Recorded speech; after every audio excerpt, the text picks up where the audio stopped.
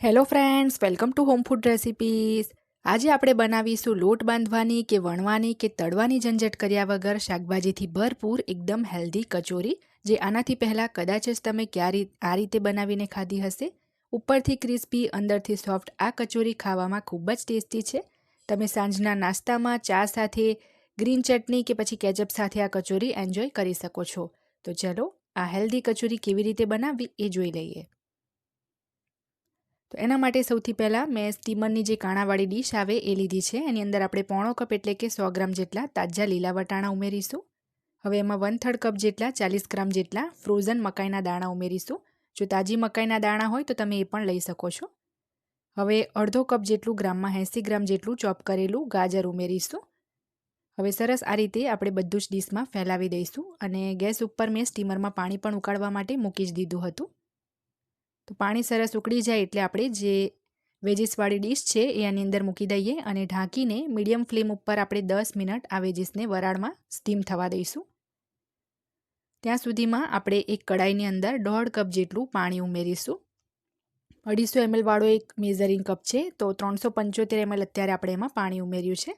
હવે એની અંદર આપણે થોડું પાણી ઉકળી જાય એટલે 1 ચમચી મીઠું, 1 ચમચી જીરું અને 2 ટેબલસ્પૂન લીલા ધાણા ઉમેરી દઈશું. સાથે જ 1 ચમચી જેટલું તેલ પણ ઉમેરવાનું છે.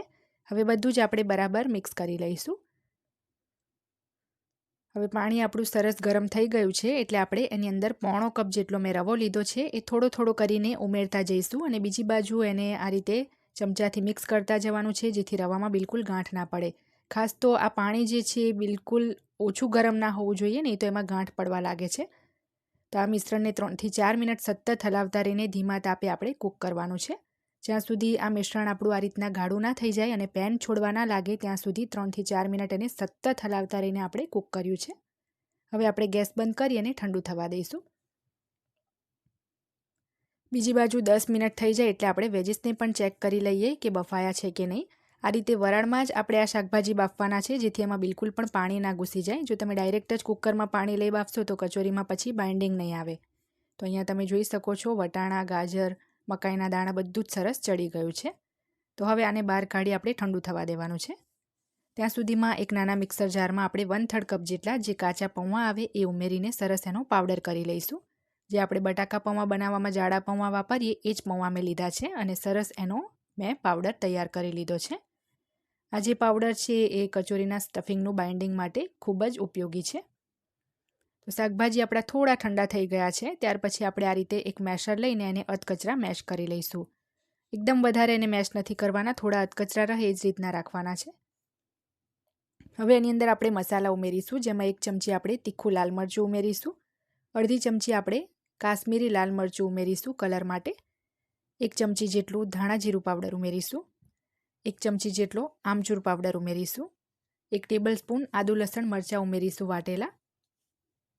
1 ચમચી જેટલી દળેલી ખાંડ ઉમેરીશું.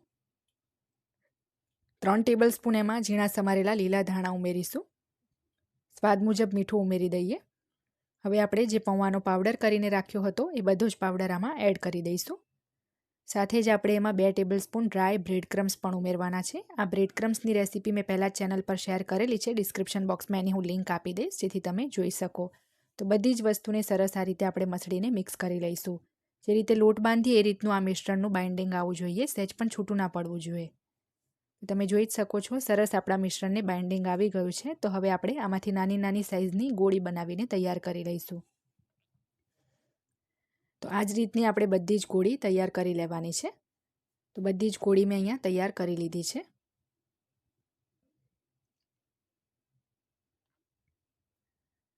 આપણું જે રવાવાળું મિશ્રણ હતું એ પણ સરસ ઠંડુ થઈ ગયું છે. ટોટલી આ મિશ્રણને મેં ઠંડુ થવા દીધું છે, સહેજ પણ ગરમ નથી રાખવાનું. હવે આની અંદર પણ આપણે બાઇન્ડિંગ માટે 2 ટેબલસ્પૂન ડ્રાય બ્રેડ ક્રમ્સ ઉમેર્યો છે અને સરસ એને પણ મિક્સ કરી લઈશું. જો બ્રેડ ક્રમ્સ ઓછું લાગે તો 1-2 ચમચી બીજો પણ ઉમેરી શકાય.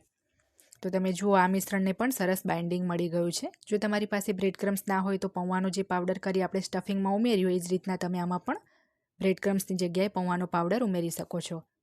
તો બંને હાથને ધોઈને આપણે તેલ લગાવીને આ રીતે ગ્રીસ કરી લઈશું અને આ મિશ્રણમાંથી આપણે ગોળ બોલ બનાવી લઈશું. આપણે જે સ્ટફિંગના ગોળા બનાવ્યા એના કરતાં જે આ ગોળા રાખવાના છે થોડા મોટા રાખીશું આ રીતે. હવે એને આપણે હાથથી આ રીતે થોડું ચપટું કરી લઈશું. હવે આની અંદર આપણે જે સ્ટફિંગની ગોળી બનાવી હતી એ મૂકી દઈશું અને બધી જ બાજુથી આપણે દબાવીને એને આ રીતે સીલ કરી લઈશું. તો સેમ આ જ રીતે બધી જ કચોરી આપણે તૈયાર કરી લેવાની છે.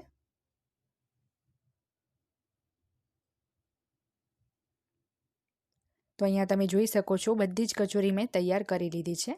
હવે આ કચોરીને આજે આપણે ફ્રાય નથી કરતા, તો ગેસ ઉપર મેં એક અપ્પમ પેન ગરમ કરી દીધું છે. એની અંદર આપણે બધા જ મોલ્ડમાં 1/4 ટીસ્પૂન એટલે કે 5 ચમચી જેટલું તેલ ઉમેરીશું. અડધીથી 1 ચમચી તેલ પણ વધારે લેવું હોય તો પણ લઈ શકાય. હવે દરેક મોલ્ડની અંદર આપણે આ રીતે એક એક કચોરી એડ કરી દઈશું અને મીડિયમ તાપે બધી બાજુથી આપણે એને ફેરવીને લાઇટ ગોલ્ડન થાય ત્યાં સુધી શેકવાની છે. વચ્ચે વચ્ચે તમારે દર અડધી મિનિટે એને ચમચીથી ફેરવતા જ રહેવાનું છે આ રીતે, જેથી સેન્ટરની જે કચોરી છે આપણી જલ્દી શેકાઈ જાય છે. તો સેન્ટરની કચોરી શેકાઈ ગઈ હોય એવું લાગે તો તમારે એને સાઈડ પર લઈ લેવાની છે અને સાઈડની કચોરી સેન્ટરમાં લઈ લેવાની છે. એ રીતે બધી જ કચોરી શેકી લેવાની છે. તો તમે જોઈ શકો છો કચોરી આપણી થોડી શેકાવા આવી છે. હજી પણ અમુક જગ્યાએ એ વ્હાઇટ કલરની કાચી દેખાય છે, તો એ સાઈડ ફેરવીને એને ફરીથી શેકાવા દઈશું. જો આ કચોરી તમે ડીપ ફ્રાય કરશો, તેલમાં તળીને બનાવશો, તો 4 થી 5 જ મિનિટમાં એ સરસ ક્રિસ્પી તળાઈ જશે. પણ આપણે આજે આ રીતે તળિયા વગર બનાવીએ છીએ તો એકદમ મીડિયમ ફ્લેમ પર એને મિનિમમ 14 થી 15 મિનિટ આરામથી લાગી જાય છે. તો ટોટલ અહીંયા 15 મિનિટ લાગી છે આ કચોરીને શેકાવામાં અને સરસ ગોલ્ડન થઈ ગઈ છે, લાઇટ ગોલ્ડન. એટલે આપણે આ રીતે એને બહાર કાઢી લઈએ. ઉપરથી એકદમ સરસ ક્રિસ્પી થઈ ગઈ છે. જો તમે ગેસની ફ્લેમ ધીમી રાખીને એને શેકશો તો આ રીતનો એનો કલર નહીં આવે અને એકદમ ફાસ્ટ કરી દેશો તો એ બળવા લાગશે.